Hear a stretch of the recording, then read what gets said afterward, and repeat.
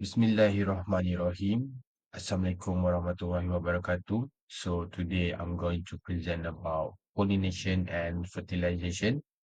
This video presentation prepare for AGR 499 crop sign. So I'm going to introduce myself. My name is Muhammad Ifam Mazwan bin Isa. My metric number is 2025422246 and I'm from M3802402C. This video presentation is prepared for technologist Dr. Siti Khadijah binti Abdul Karim. Now, let's move on to table of content of my presentation.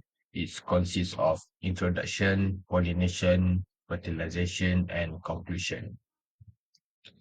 Okay, now let's move on to the introduction.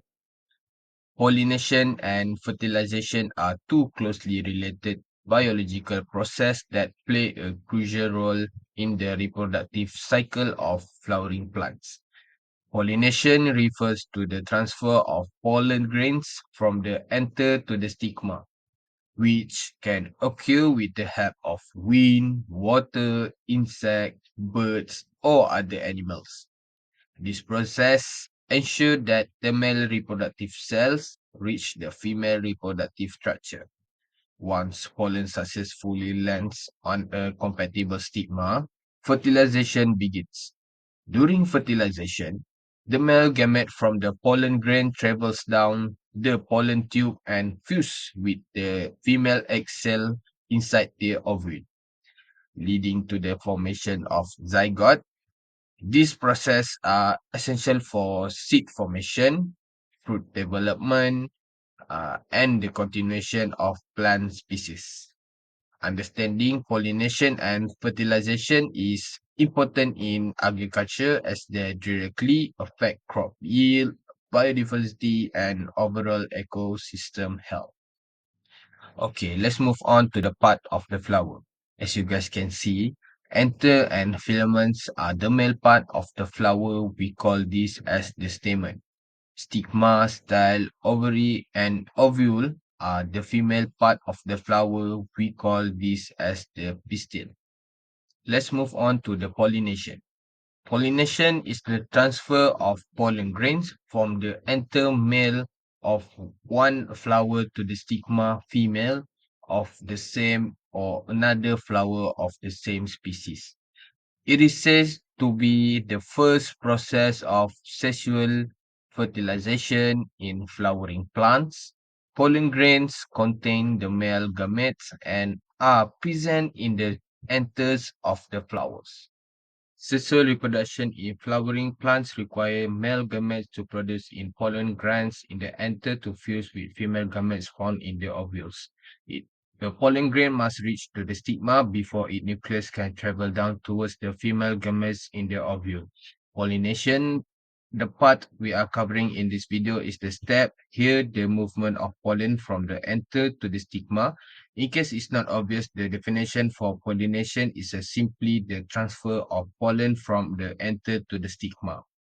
It can occur from the anther of a flower to the stigma of the same flower, or to a stigma to a different flower on the same plant, or the stigma of a flower on a different plant. Pollination involving the same plant is referred to as self-pollination, regardless of which flower are involved. Pollination involving two flowers of separate plant is called cross-pollination.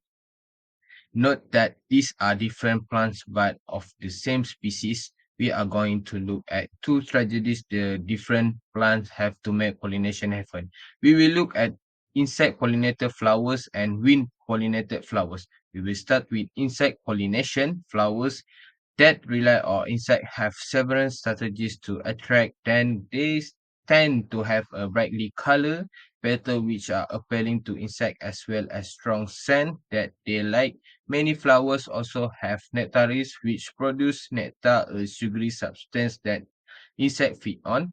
Notice that the nectary is located far below the anthers where the pollen is produced. As the insect visit a flower to get its fill of nectar, it can avoid getting pollen from the others. The pollen grains produced insect pollinated flowers tend to be sticky or spiky, so it's really easy for them to clingy of insect body. Obviously, these insects are not stopping at just one flower as they carry on visiting other flowers. Some of those pollen grains trapped on their bodies are bound to get deposited on the next flower. Some of these pollen grains are stigma. Stigma of the type of flower is sticky structure, ideally suited for pollen to attract to. Some insects are actually pollen enter and they visit flowers to eat the pollen itself. This might seem very helpful to flowers, but it's just a simply trade-off. While insects are feeding on the pollen, we will no doubt get some trap on their body. Flowers can afford to sacrifice and pollen to insect concentration, provide at least some of it. Is a trap a trample on the body of the insect, so insects gain a food source from a flower where its nectar pollen bulbs, while flowering plant gain opportunity to reproduce thanks to the insects. This sort of relationship were to organisms of what they both benefit is called mutualism. So this is the example of plant that depend on wind to reproduce, and this is the sum of insect that carry their pollen to other flowers. Next is fertilization. Fertilization is the process in which the male gametes, sperm cell, from the pollen grain fuse with the female gamete, egg cell, inside the ovule of a flower. It begins after successful pollination. When a pollen grain lands on a compatible stigma, the pollen grain then grows a pollen tube down through the style and into the ovary. Inside this tube, the male gamete travels toward the ovule. Fertilization is the fusion of a male gamete with a female gamete to form a zygote. In the flowering plants, the male gametes are found in the pollen grain produced in the anthers, while the female gametes are found in the ovules. Pollen must first travel from an anther to the stigma in a process called pollination.